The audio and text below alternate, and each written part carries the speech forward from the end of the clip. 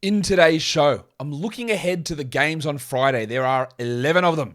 So we're going to talk about those games, some streaming options, injury updates, and Michael Bolton. Thanks, Josh. It's Michael Bolton here, and it's time for another episode of the Locked On Fantasy Basketball Podcast. Let's get to it. Let's get to it, indeed. You are Locked On Fantasy Basketball, your daily fantasy basketball podcast, part of the Locked On Podcast Network.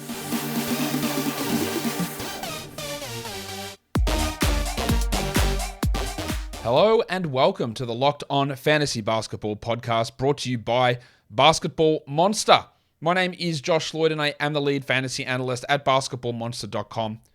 And you can find me on Twitter and on TikTok at redrock_bball and on Instagram at Locked On Fantasy Basketball. Today's episode is brought to you by BetOnline. BetOnline has you covered this season with more props, odds, and lines than ever before. BetOnline is where the game starts. Thank you for making Locked On Fantasy Basketball your first listen every day. We are free and we are available on all platforms. It's time for what to watch for Friday. There are 11 games and we've got a lot to get through. Talking about those, if you are watching this, I am not doing a pre-game show for Thursday's games. They're just starting way too late in the day for some reason, so I won't be able to do that pre-game show there, but that's fine. We'll be back doing pre-games next week. But we're here to talk about the 11 games on Friday. Warnie. Let's get it on, Gilly. All right. Heat Wizards is the first one of those games. Oladipo is out. Again, will this bloke ever play? I assumed we saw him in the preseason. We saw him last season in the playoffs. I assumed he'd have a role. But there was an outside chance he could start. No, I guess not. He's not going to play. So he's done. Tyler Hero is out again with that ankle problem. Everyone has a hero. True. 0 people shouldn't have a hero. That's 2 weeks that Hero's been out with that ankle problem. We were never led to believe that it was going to be that serious, so that's frustrating as well. Delon Wright remains out for the Wizards, while Bam Adebayo is questionable with that knee contusion. He missed Wednesday's game. If he is out, then Little Chungus Nikola Jovic will probably start. He started out red hot in that game, but only ended up playing 24 minutes, and they went small a lot of the time.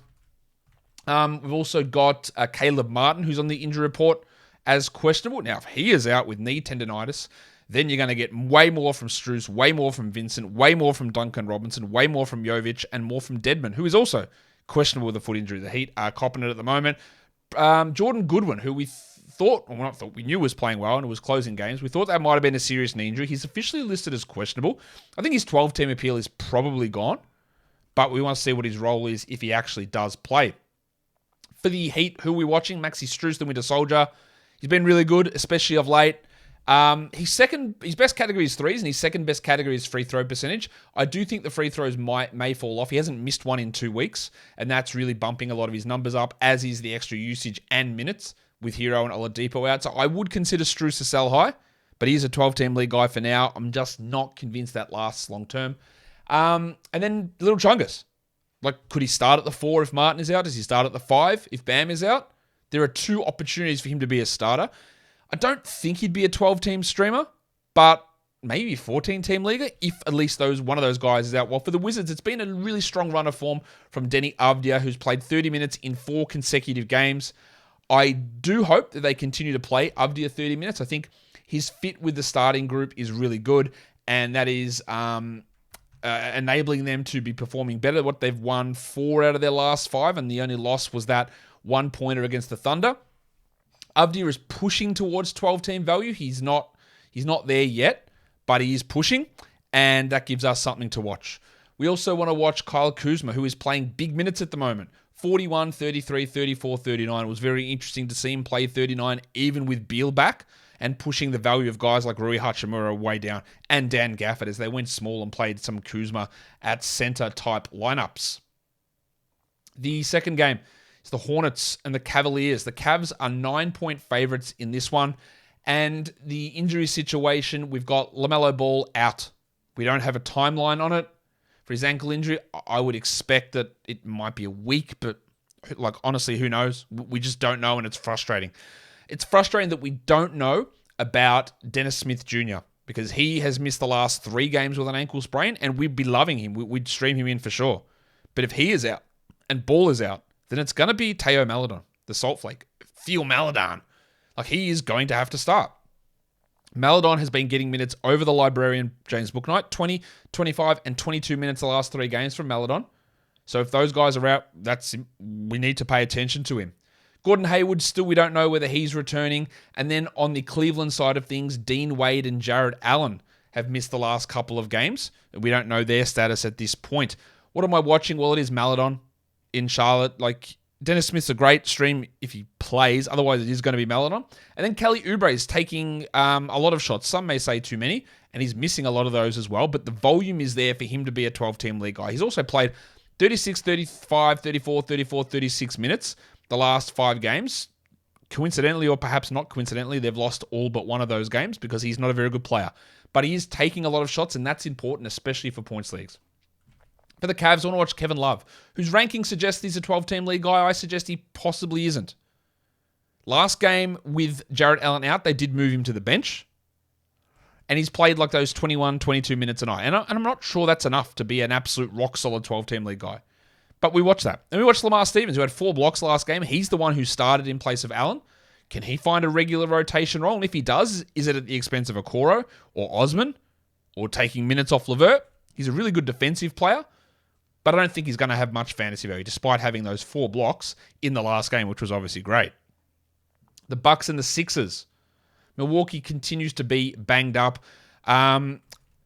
Chris Middleton has been ruled out. I've got him questionable there. That was before the official report came down. Middleton is out. Connaughton is out. Whereas Matthews is out. But Grayson Allen is probable. And Drew Holiday is questionable. Great. Philadelphia, James Harden remains out. His timeline for return remains the same. While Matisse Thybulle is also questionable with an ankle injury. You would expect that he started the last 2 games with D'Anthony Melton coming off the bench in one of those. So if Thybulle is out, Melton will just step back into that starting lineup. I can't really see any other direction they would go. So for the Bucks, Javon Carter has been putting up good numbers. Right? Will he continue to start if Drew is back? I have some doubts about that, and especially the fact that Grayson Allen is back and Marjon Beauchamp's been playing well. So that's what we want to watch, what Carter's role is if Drew is ready to go. And then also, we want to watch Giannis. Giannis Antetokounmpo. Because his last couple of games have been pretty bad, especially efficiency-wise. Is his ankle and knee bothering him? Is that what's causing the low field goal percentage? His free throws are back in the toilet. He's really struggling. So we want to focus on that. And then also for the Sixers, D'Anthony Melton, who did start most games without Harden, but came off the bench with Matisse Thybulle starting. Will they continue to go with Thybulle? If Thybulle's out, does Melton start? Is Melton actually a 12-team league guy? Because it's not feeling like it long term. He's up and down. We know this.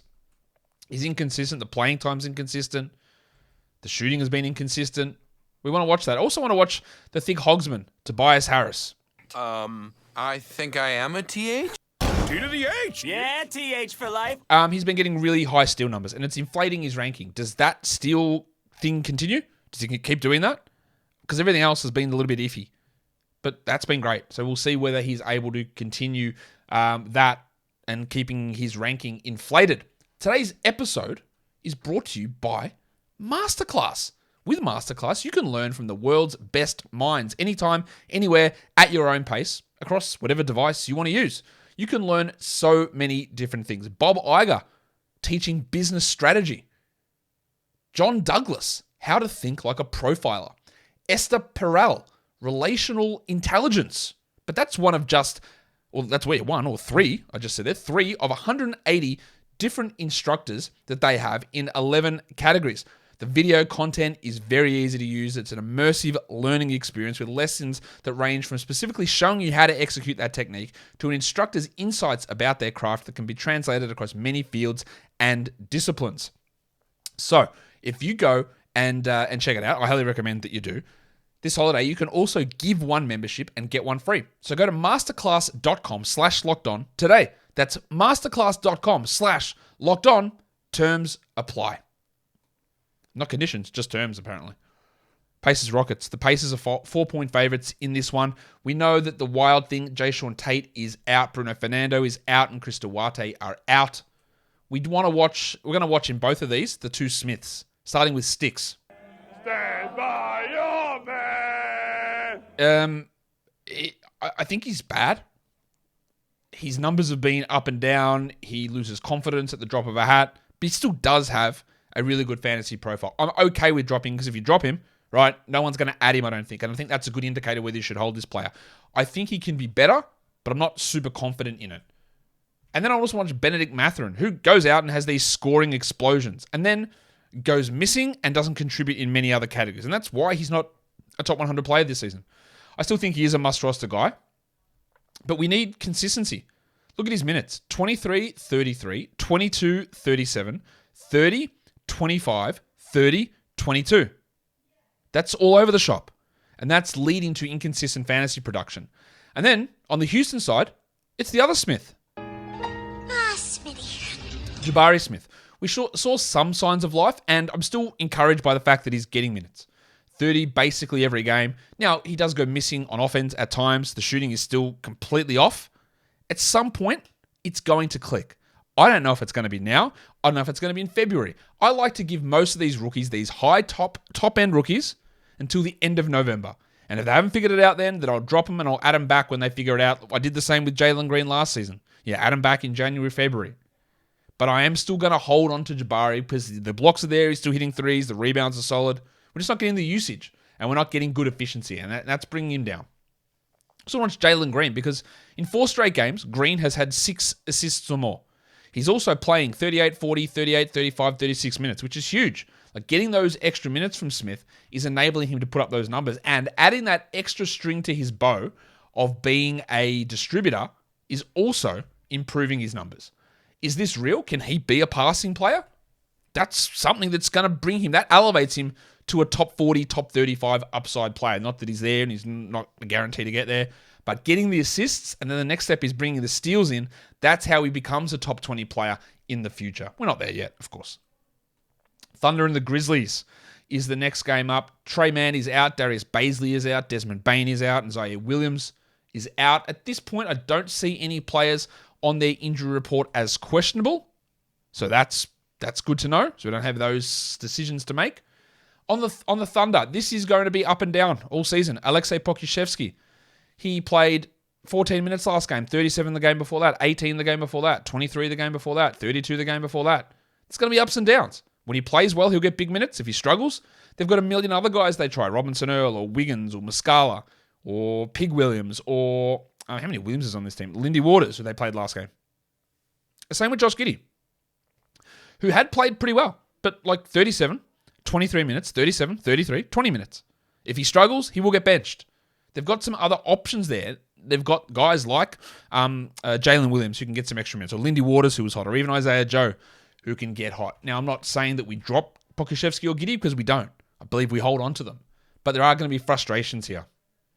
For the Grizzlies, last game we saw them, Brandon Clark was putting up a monster. He had 33 minutes in that game. That was the game that Steven Adams got 3 fouls in the first 3 minutes of the game and then didn't play at all in the fourth quarter. Is it a Jaren Jackson issue? Is it because Jackson was back, they felt more comfortable playing Clark? Or is it strictly because Adams got into that foul trouble? This gives us more data points. This gives us more information to be able to check on that to see whether Clark actually does become an ad. Just an update on the Hornets. Dennis Smith is doubtful, so go and add Teo Maledon. And Gordon Hayward is doubtful, so Jalen McDaniels gets a real bump there as well. But Teo Maledon, even James Bouknight, that's for deeper leagues, but Teo Maledon is probably going to start and probably going to put up big numbers. But that just came through. For the Grizzlies, with Desmond Bane out, you got Lil John Concha. Who is not going to score very much. And points leagues, you're not that interested, but he gets rebounds really well for a guard. He can get some steals. He can get some assists. He can be efficient. He can hit some threes. He's a useful fantasy guy, at least as a streamer, while Bane is out. He's not for everybody, but he's a stream option. The Magic and the Bulls. Paolo is out for at least the next week with that ankle problem. That is not good. We know Cole Anthony remains sidelined. Markel Fultz remains sidelined. But in good news, Gary Harris could be returning, or is likely to return. He's probable. And Wendell Carter Jr. is also probable. So they will likely be returning.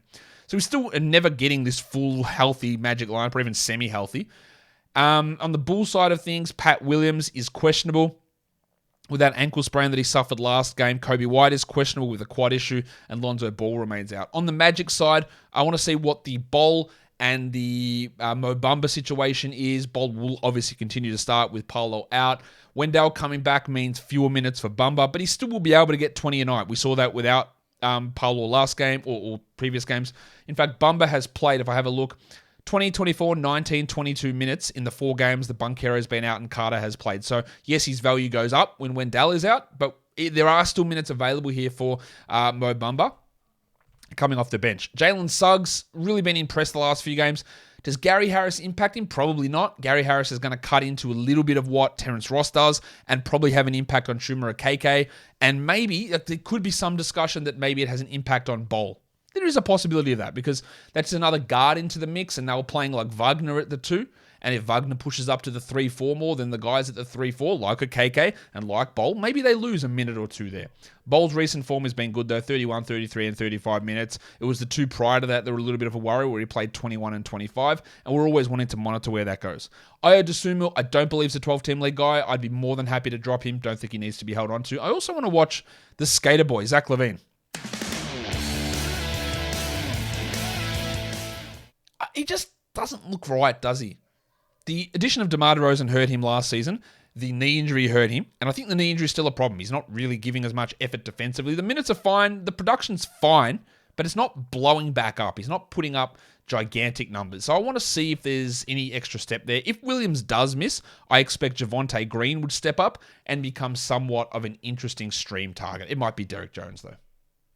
It won't be. I feel pretty confident saying it won't be Vooch starting next to Drummond. I'm pretty confident in saying that.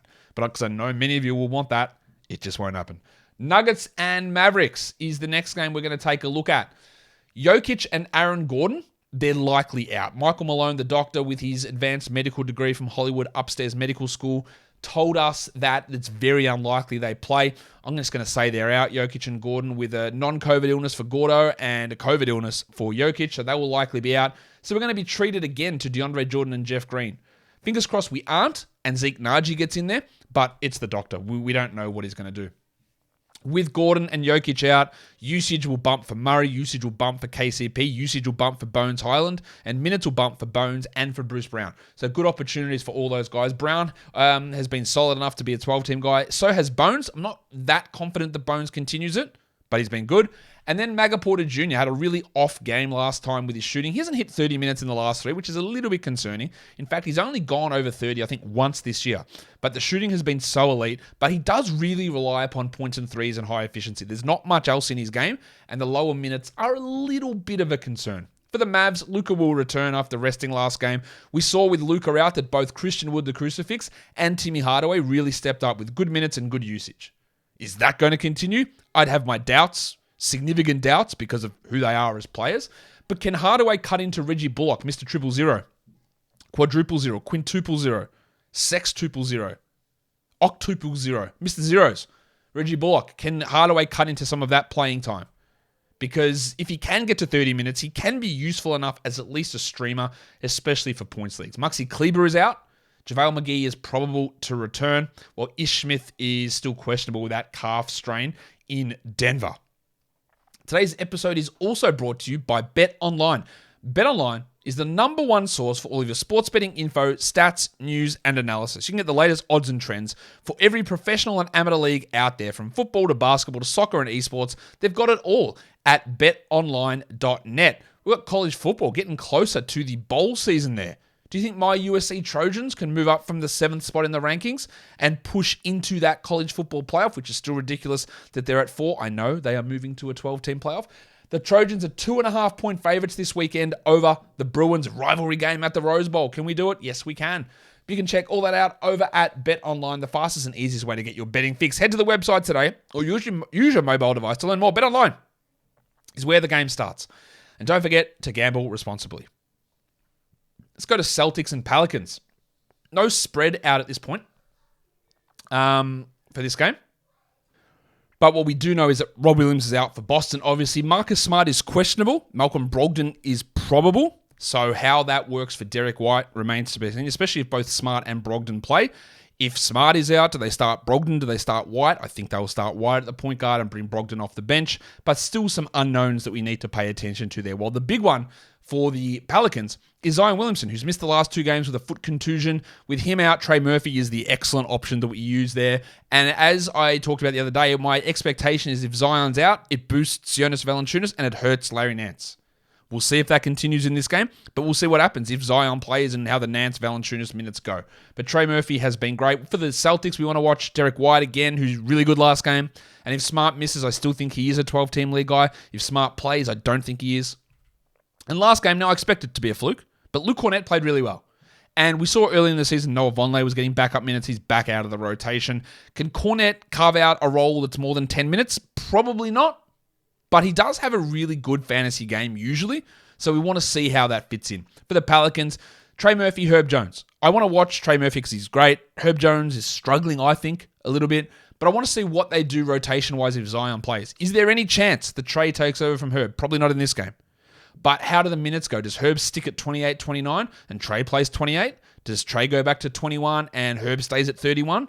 I want to see how those two mesh in together. The Suns and Jazz. No spread or total out at this point for Phoenix. We know that Cam Johnson is out and Jay Crowder is out. Some rumors that a trade is going to happen really soon, a potential 3-way trade Jake Fisher was talking about. I have no idea between which teams, and I honestly don't think that Jay Crowder, who I know people have been begging for it, Jay Crowder, sometimes may be good, sometimes may be shit. I don't think he's a 12-team league player. He will have moments where he looks like it. He will become a stream option, but he's so invisible so much of the time, and it really is going to depend so much on what happens of where he goes. And of course, what happens at the Suns and who returns is still a question mark as well. So there could be a trade of Crowder coming. There could also not be, and it might have no impact really on most fantasy leagues at all. We don't have an update on Chris Paul. He's missed 4 straight. I don't expect him to play. The comment from Monty Williams was, how's it going? It's like, well, obviously, he's progressing slowly, which is not a good thing to say, is it? Or it's not a good thing to hear with heel soreness, no specific injury. The bloke's old. Like, this happens, doesn't it, when you're old? Like, I know I'm old, and I'm still recovering from an injury from 5 years ago. So that's a problem. But we just keep rolling with campaign. Torrey Craig was really good last game. The game before that, he was pretty good. I don't think that he's a must-roster 12-team league guy, but he's hit 30 minutes in 3 straight games, and that makes him a 14-team league player. And you can use him in 12s if you want. I don't think it's a must, though. And then DeAndre Ayton. Sure. Take a free throw, mate. Block a shot. Do something. I guess the good thing is that Ayton has played over 30 minutes in 4 out of his last 5 games. That's encouraging, but still, the passiveness, we'll just say that, because that other word I don't like, has been astounding. And I don't think it turns around significantly unless he does get traded. For the Jazz, last couple for Lauri Markkanen have been a little bit off. Hopefully he's able to get back to business, but he's been a little bit off. Also want to watch Colin Sexton because this is the pattern of Colin Sexton. At the start of the season he's Conley's backup. Like, he's not really playing minutes. He's a 4th guard. I'm not sure that's worth holding. And then, basically, as soon as I said, I reckon we move on, he started playing 29 minutes a night, sharing the court with Conley, and I went, okay, well, maybe they were just ramping him up. But they've ramped him back down now. So I think we can officially say that this is nothing to do with injury. It's just to do with form and lineups. Because the last 4 games for Sexton, 13, 22, 25, and 17 minutes. 4th guard option behind Clarkson, Conley, and Beasley. There'll be nights that he plays better, but this guy's fantasy stat set is so limited that he needs 30-plus minutes with big usage and being the number 1 guy, and there's just too many obstacles there to be anything more than a streamer, I think. Maybe you're holding and waiting for a Clarkson trade or a Conley trade, and I get that. There is some appeal to doing that, but again, like, is Sexton going to play 30 minutes a night plus and get 29, 30 usage? I'm not sure. Even if one of those guys is traded, that he immediately moves into that role. I'm not sure. Rudy Gay is out for at least a couple of weeks with a finger sprain. The Knicks and the Warriors. The Warriors are 6-point favorites. Mitchell Robinson, maybe he returns for the Knicks. We're not really sure on that yet. We don't have an update. He could be back. Johnny Kuminga missed the last game for the Warriors with an illness. He's not going to play a large role anyway. What I want to watch for the Knicks is Cam Reddish, who's starting, and I expect will continue to start. But he has these games where he takes 12 shots or he takes 4 shots. I believe in him as a steals guy. He's always been a steals guy. He was a steals guy at Duke. He's been a steals guy his entire career. So he can be a steals player. That part is real. But efficiency's never been his calling card. Taking threes is, But does he get enough shots with Randall and Barrett and Brunson out there? Can he get enough opportunity? Last game, he took 5 shots in 37 minutes. It's not enough to cut it for fantasy leagues. He's more of a specialist, more of a 14-team league player, more of a steal streamer than anything else, but maybe he changes my mind.